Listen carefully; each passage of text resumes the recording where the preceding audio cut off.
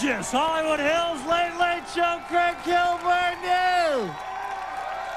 Tonight, Ice Cube, Kathy Griffin, and Neil Finn.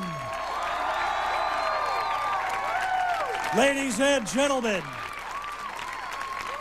this is Craig Kilborn.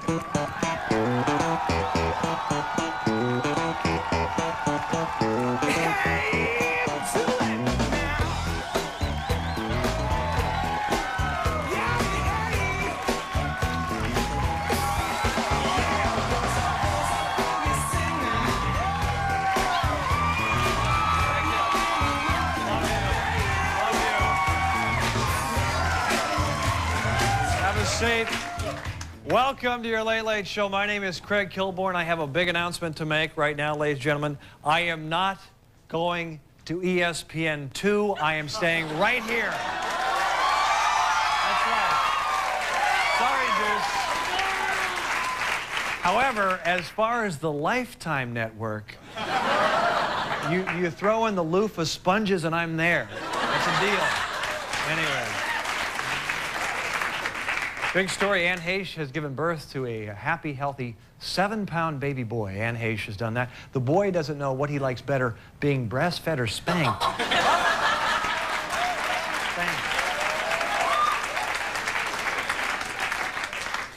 Last night, I don't know, I went to see a movie. I saw that new Guy Pearce movie, The Time Machine, and there was this really weird scene. It was kind of odd. He goes 2 weeks into the future and finds a copy of The Time Machine at Blockbuster. And that was weird. When right in the movie you see that. And finally, oh, this is sad. Rumor has it that Justin Timberlake and Britney Spears have broken up.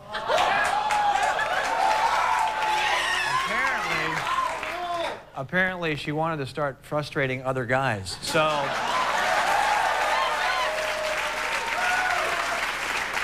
big show tonight from the movie All About the Benjamins. Mr. Ice Cube is here tonight.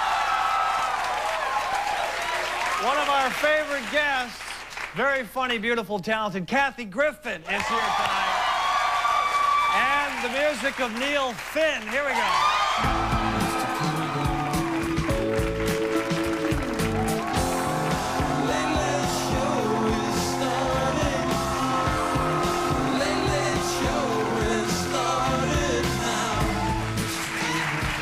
A lot of things to cover. In a great mood. We took a week off. We had a little break. We're back. We're recharged.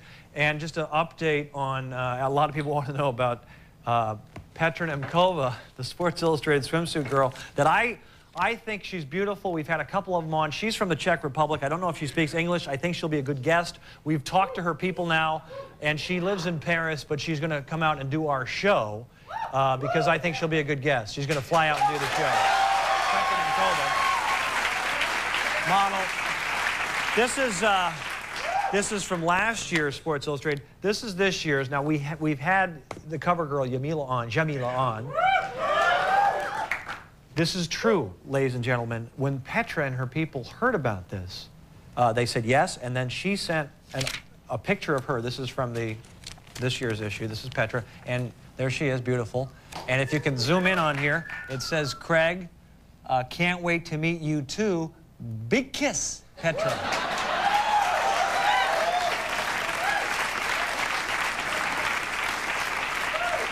She's going to be on, I think, within 3 weeks. Something like that, within 3 weeks. Well, why is that funny? It's true, 3 weeks. That's not, we can't have her on this week, but she'll be flying out, and that's exciting, and she doesn't speak English. So, well, the big story, ladies and gentlemen, is that Dave Letterman, he was being wooed by another network, and it turns out, we found out today, Dave Letterman is staying right here at CBS.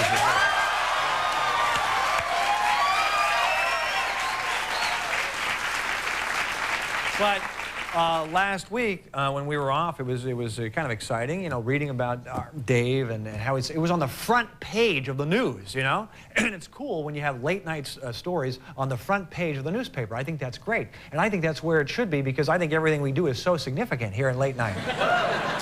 And I don't know who it was, I think it was our friend Mike Gibbons here, who said prime time is for pansies, right? It's more about late night is where the action is, right?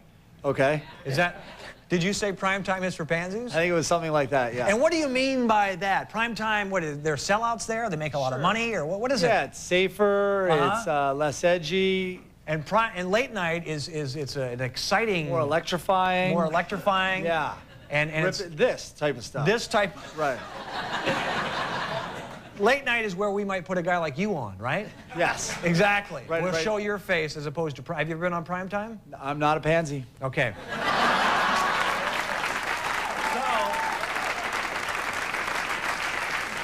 I did want to, I love explaining how the industry works, though, to people. The reason Dave Letterman is being wooed is because he is what we call hot property. And we have someone here who is hot property, and believe me, it's not Mike Gibbons. It is a guy who is being wooed by other shows. He is our very own prop master, Mr. Todd Bartell, hot property. Now, Todd, how's my buddy doing? Great, Craig. Listen, you are hot property, okay? You've been wooed by other shows and other networks. Is that true? I'd rather not talk about it, Craig. He's awfully humble, very humble. But you are hot property, correct? I'd prefer if you directed all your questions to my agent. Wow, he's a real player. He has an agent, okay?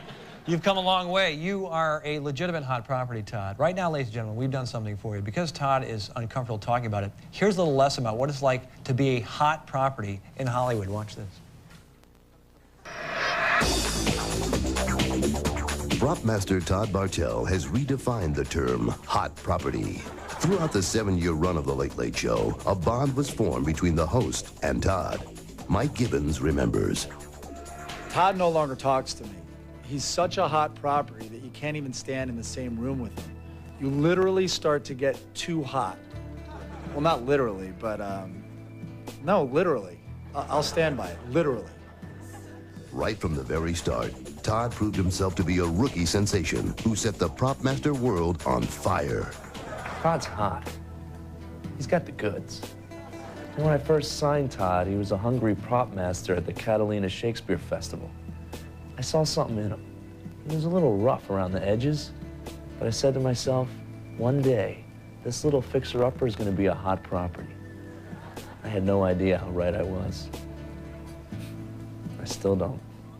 At CBS, Todd began to show his uncanny ability to thwart disasters before they occurred. Okay, good audience, I think, right? Back in 10. Oh, my gosh. Todd, I need some fresh time fast. In 5. Fresh time. We're not going to make it. 3. I don't think we're going to make it. And welcome back. Todd's heat was growing, and the show knew it. We all knew it. You could see it. You could literally see it. Literally. Craig was doing a poster review, and he needed a prop cucumber. It wasn't out there. Todd got on all fours, remained out of the shot, and found the cucumber under Craig's desk. Everyone gave up on the cucumber, but they just forgot about Todd Bartell. That's all. Today, Todd is being wooed by every major TV show in Tinseltown. Todd could punch his own ticket. He doesn't even need me anymore. Don't tell him that. Price is Right wants him. The Bold and the Beautiful wants him. Fear Factor, you name it. I could have had him in movies. Gladiator wanted him. Did you see all of the swords and crap in Gladiator? And it would have covered his nut. Literally. Don't tell him that. What does the future hold in store for Todd Bartell? Let's hear from the man himself. I'm staying right here on The Late Late Show.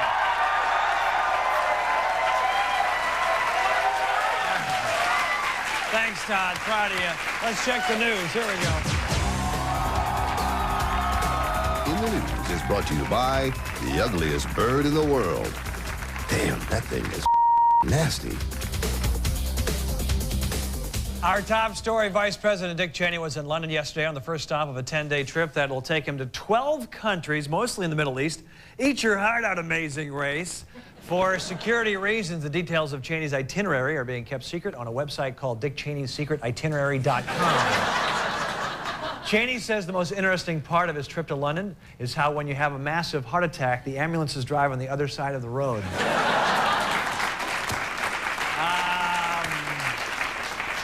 And did anyone watch this news? Russell Crowe, Halle Berry, and Gosford Park were the big winners at last night's 8th annual Screen Actors Guild Awards show, where the votes are cast by the actors themselves. Crowe took home the Best Actor award for his portrayal of schizophrenic mathematician John Nash in A Beautiful Mind. Boy, maybe we'll have to start taking him seriously now. God bless narrative. God bless originality. Good night. Maybe not. Maybe not. Of course, the SAG Awards are named after SAGs. Yeah, we love you, SAGs. And now, General Motors presents Craig Makes Love to Camera 1, but then cheats with Camera 2.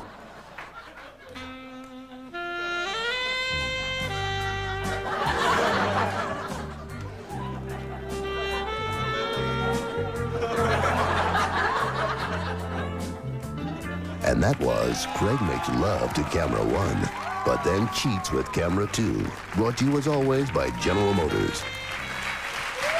This just in, Brian Dennehy is officially scarier than Bobby Knight. This just in. And finally, in Shall We Dance news, 65 college basketball teams were selected yesterday to participate in this year's NCAA tournament. They'll be broadcast right here on CBS. And Jumanji! Oh, that felt pretty good. And even though the tournament has not yet been played, I'd like to take this opportunity to congratulate Duke for winning the whole thing. Congratulations, Duke. The most controversial selection occurred when the French judge chose 2 Russian figure skaters as the #1 seed in the Southeast region. My alma mater, Montana State, did not make it this year, so once again I have to stop payment on my $25 check to the Alumni Fund. Start hitting your shots, guys. Come on. There's your news.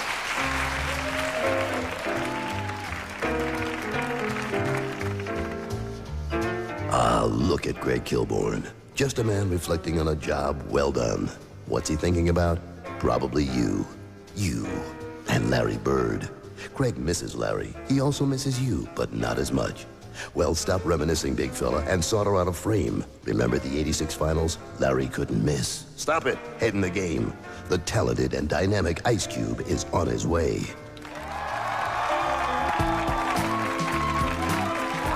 Coming up on your Late Late Show, from All About the Benjamins, actor-rapper Ice Cube and comedian Kathy Griffin.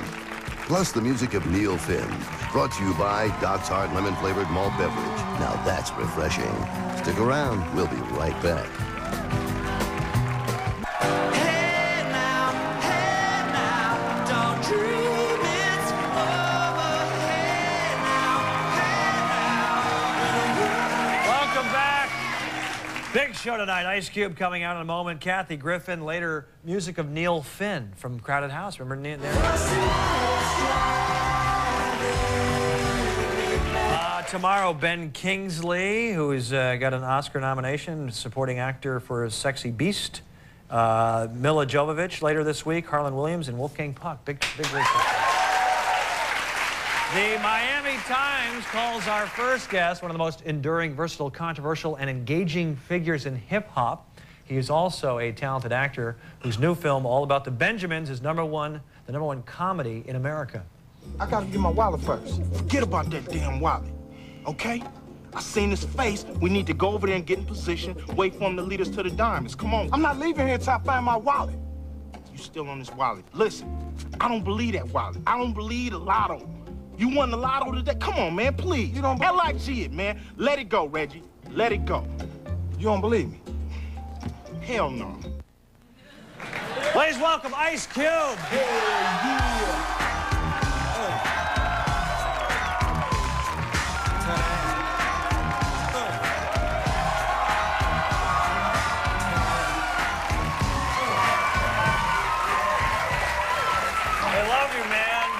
I love them too. What's happening, y'all? That's right. Congratulations, #1 comedy in America. Yeah.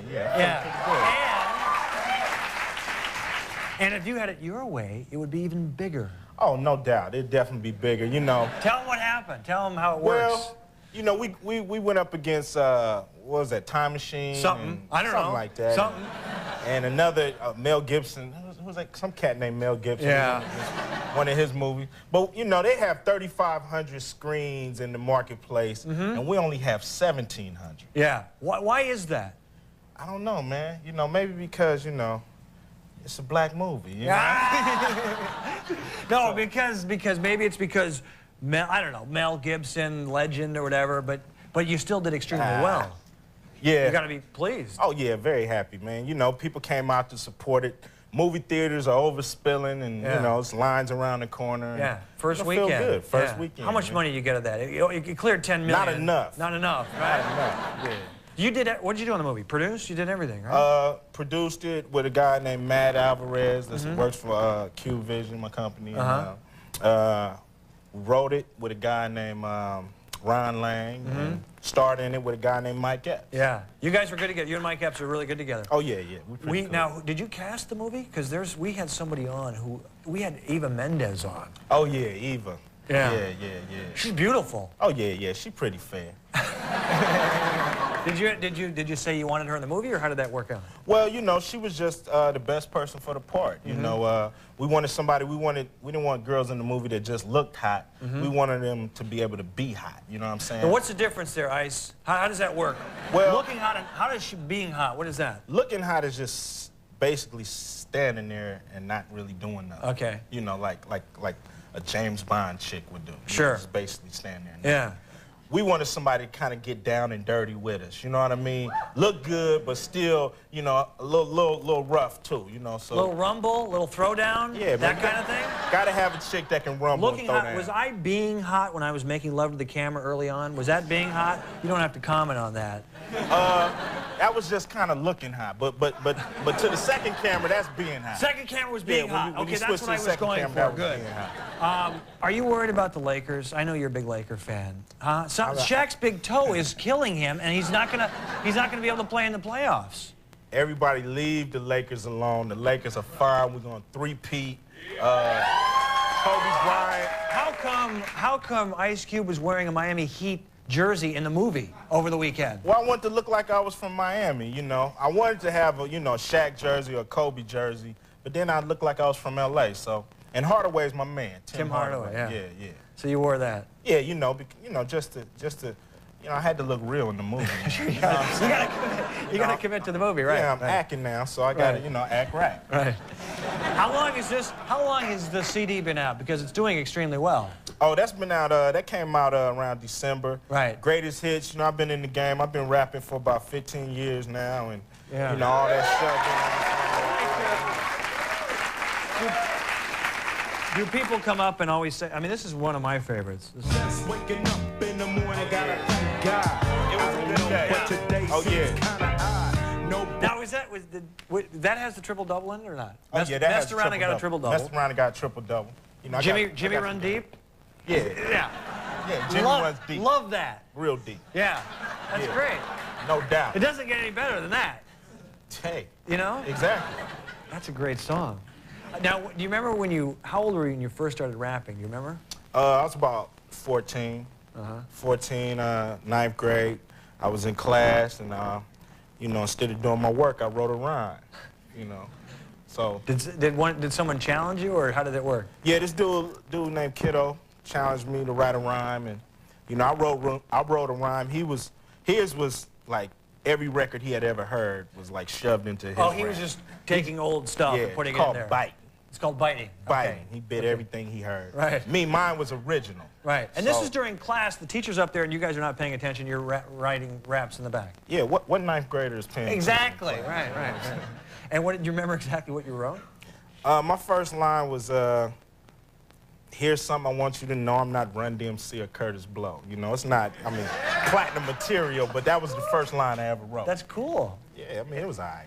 It was all right. But you blew away your buddy, right? You won. Oh, yeah. You know, I mean, I'm a platinum artist, so I better have won. Yeah. Now, you've been asked this before, but I think there are a couple different stories about how you got the name Ice Cube. What's the real story? My brother gave it to me. Yeah, what do you say? He just well, said, you know, he's a little older than me, and it was around the time, you know, puberty is kicking in, and, you know, his girlfriends is calling, and I'm trying to hook up with him, and, you know, he just thought I was trying to be too cool, and he started calling me Ice Cube after a while, and he stopped calling me that, and I just kept it, and it became my rap name. Now I can't get away from it. Yeah. It's good. I mean, because I'm a big basketball fan. I like George Gervin, the Ice Man. Oh, yeah. Anything with ice except vanilla sounds good. You got that right. Yeah. You got that right. All right, stay with us. 5 questions when we come back with Ice Cube. And now, tonight's Late Late Show trivia question. Who's the man? A, this guy. B, this guy. C, this guy. Or D, this guy. The answer when we return. And now the answer to tonight's Late Late Show trivia question. If you picked C, this guy, you were correct. Here once again, Craig Kilborn. We're back with Ice Cube. He's in the #1 comedy in America, All About the Benjamins. And you've actually, over the years, gotten good reviews for your acting. And have you ever studied acting? No, never studied it. About 1990, John Singleton saw me and walked up to me. John Singleton is the director of Boys in the Hood. Right. And he saw me, just came up and said, I got a movie that's perfect for you. And I'm like, what? I didn't take him serious at first. And, you know, he kind of, for 2 years, he was on me about it. And, Why, you hesitated? Yeah. Why, you didn't think it was cool to act? Or Well, what? you know, I was thinking about rapping, man. Yeah. I didn't care about acting. And, you know, somebody walk up to you and tell you they want to put you in a movie, what you gonna say? Like, come on, man, please. Yeah. You're right. Yeah, you were being cool. You were being Ice Cube. Well, you know, I was being myself. Right?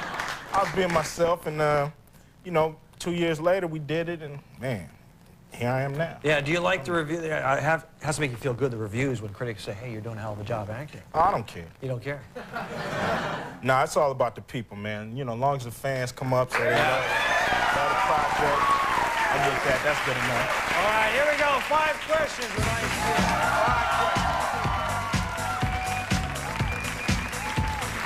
5 questions. Geography, blank land. Blank land, looking for geography. This is a tough one. Blank land. Whatever comes to your mind. Disneyland. Disneyland? We're looking for Iceland. Iceland. That's a tough one. We start off tough here. True or false? Grover Cleveland is on the $1,000 bill. You know, I never had a $1,000 bill, so I'm gonna have to say that's false. It's actually true. I didn't know that either. I've never seen one either. But These are loaded questions. These are tough. These are tough. Loaded questions. Okay. If you could be, this is the softer side of Ice Cube. If you could be any kind of flower, what kind of flower would you be? Man, I'd be a tumbleweed. Yeah, we'll take that. You ain't gonna hold me down, baby. The softer side of Ice Cube. All right, here's a little riddle. I am the, this is tough too. I am the mother to a country music star and a hot young actress. Am I Naomi, Winona, or Ashley Judd? Naomi, right? Yes! Okay, this is for a very good score. This is rapid fire. 5 seconds on the clock. You were in the movie 3 Kings. In 5 seconds, name 3 kings. That's simple. George Clooney, Mark Wahlberg, and Ice Cube. There. 3 kings. Yeah, we'll accept that. Okay. All right. All About the Benjamins in theaters now. Good to see you again, man. Hey, man, always good to see you. All right. Ice Cube, we'll be right back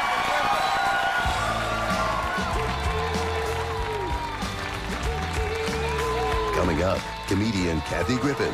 Plus, is reading really that good for you? Find out when we return. We run. We fly. We drive. We drink. We indulge. We stargate. We dance. So get out there. Get out there. Get out there. Get your freak on.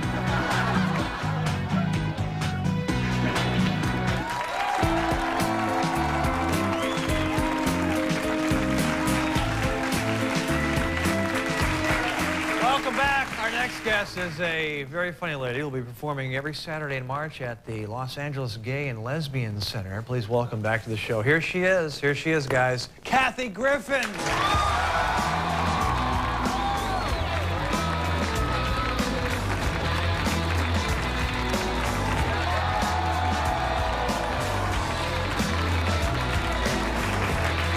What am I supposed to hold up? You actually assaulted me. No. Because you thought I came out early and he pushed me. It was a gentle nudge. I can own that house you live in. It was a gentle nudge. Those weren't my hands I was pushing you And with. right here, too. Yeah. It's inappropriate. What is this? This is what you want me to hold up? Yeah. That's her. I'm doing shows every Saturday this March at the Gay and Lesbian Center. And, yeah, that's your old stomping grounds, am I right?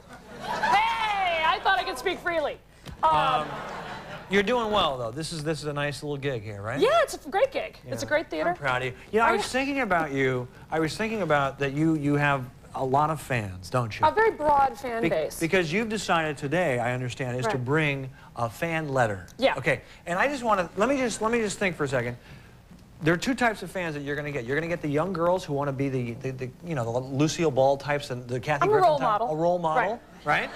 Yes. And then you probably get males who love you. Because of the package. The package. Yeah. You're beautiful. We got this. We also have this. Right. And it goes like that. And so you can understand. You're beautiful. You're an attractive. Hot, sexy. Hot. Right. Was the word I was forgetting. Right. And so you brought a letter today, a fan. Yes, I did. I brought, this is a letter, and let me just say, this is the first red flag. When there's a stamp on the back of it that warns you that the warden is not responsible for the contents.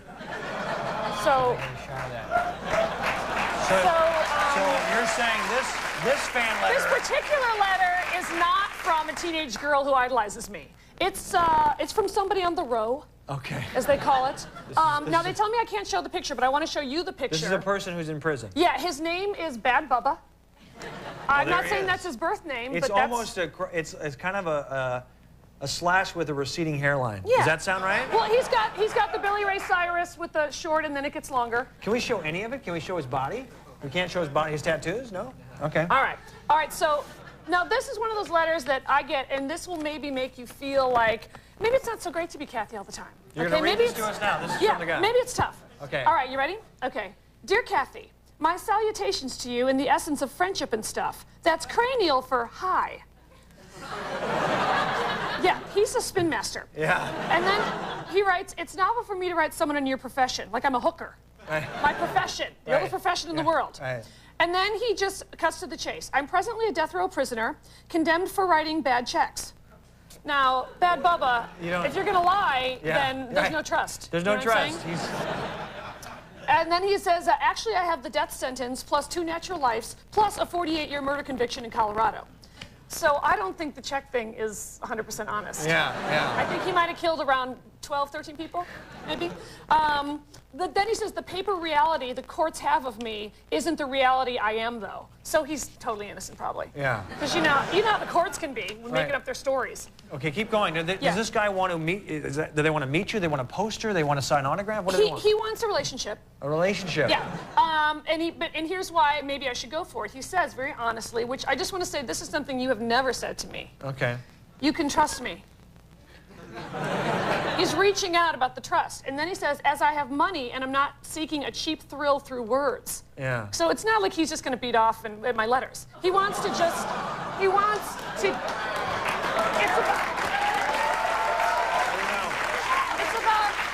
see, my thing is feelings and a connection. Right. I don't read the mail that comes from prisons. That's my own. You must get stacks of it. I know. I don't read it though. And I'm sensing not only do you read it, maybe you read them and you really read them and you actually want to bring them on talk shows. That's what I sense, right? Maybe. Okay. You're really judging Bad Bubba. Is there more? Yeah, okay. I'm not starstruck. In fact, I'm really not fanatical about anything portrayed in images. It's very esoteric. And then he said, oh, I forgot you have a shout out. Okay, look. I'm writing to the individual I saw on the Craig Kilborn program. See if you spell my name right. Let's see. Where is it?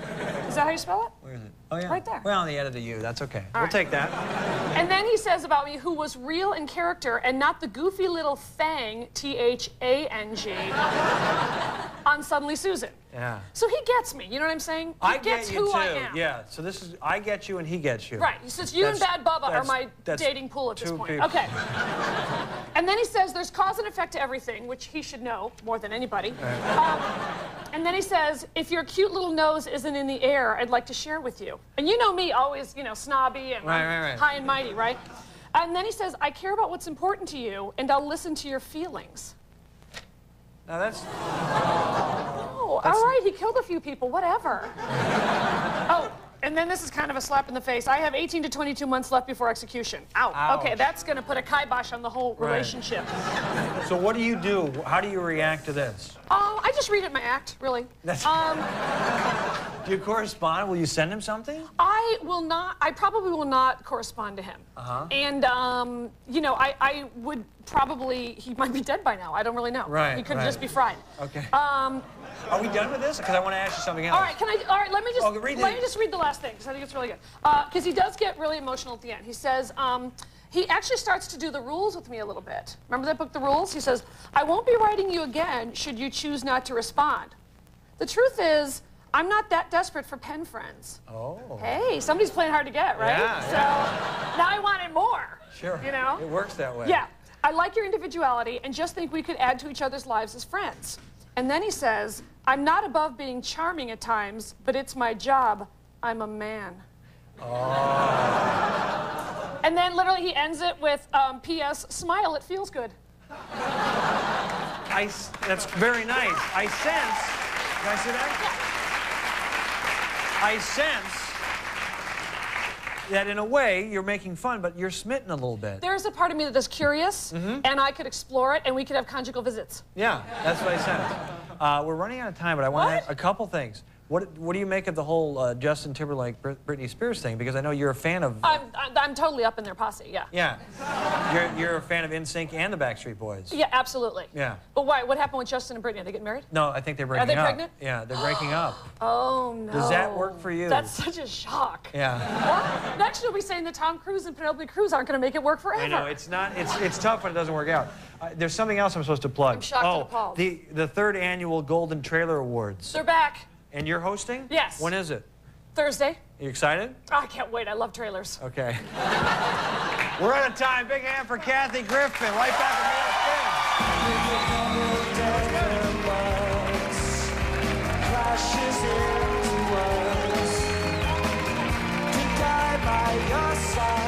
with such a heavenly way to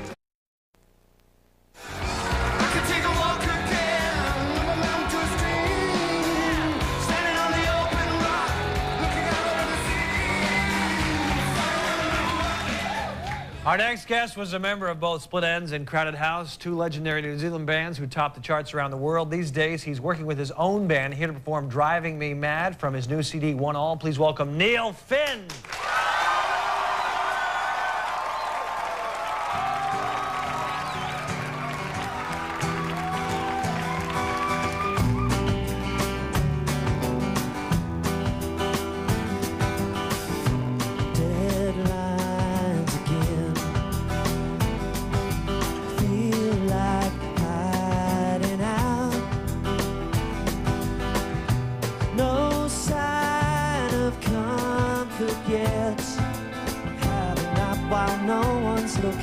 bring some inspiration to the man in my head.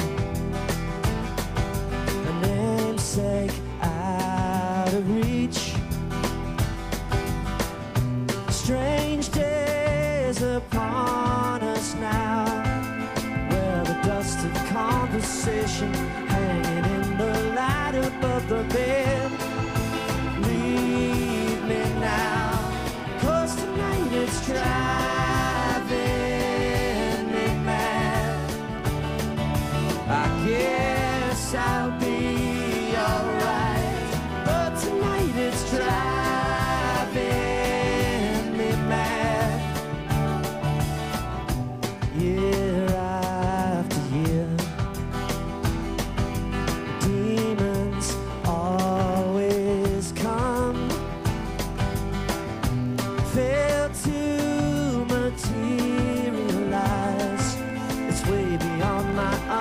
understanding, find my only comfort in your hands. Hold me now, 'cause tonight it's driving me mad.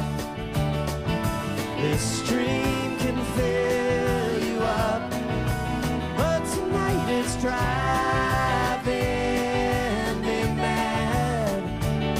Yeah.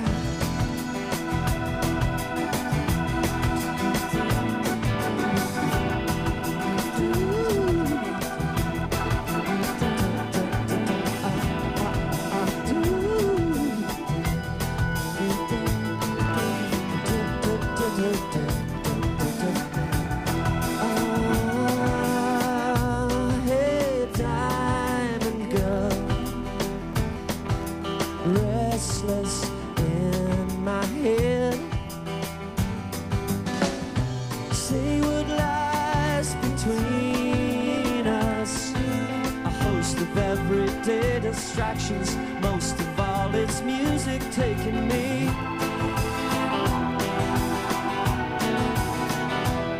And it's driving me mad, but still I can't refuse, even when it's driving me mad. I guess I'll be alright when tomorrow brings some relief. The stream can fill you up, pull it out and find what's underneath. Yeah.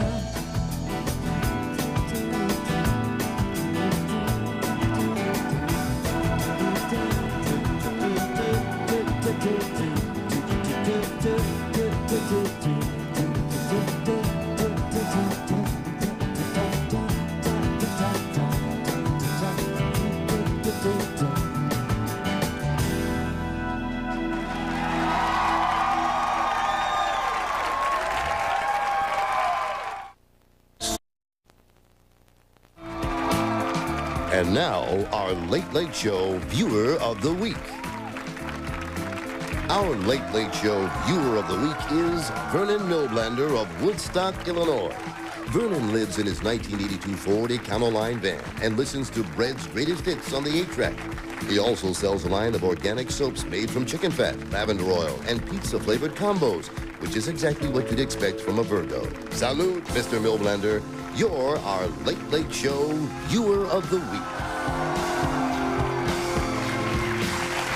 That's our show. I want to thank Ice Cube, Kathy Griffin, and the music of Neil Finn. Tomorrow, it's Ben Kingsley, Patricia from Survivor. She was just kicked off. And the comedy of Dave Anthony. Good night, everybody.